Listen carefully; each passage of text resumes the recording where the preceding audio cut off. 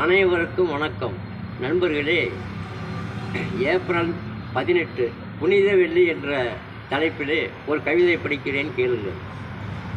மலர்களில் வாசம் உள்ளது மதுரை மல்லி, இயேசு கிறிஸ்து நினைவிலே புனித வெள்ளி.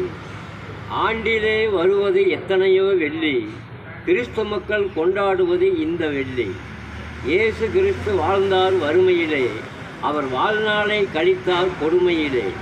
நடந்ததை சகித்தார் பொறுமையிலே, வைத்தனர் அவரை சிலுவையிலே. அந்நாளில் அவர் கண்டார் சோதனை, அனுபவித்தார் பல்லாயிர வேதனை. இந்நாளில் பேசுகிறோம் அவர் போதனை, கிறிஸ்தவர்கள் கொண்டாடுகிறார் அவர் சாதனை.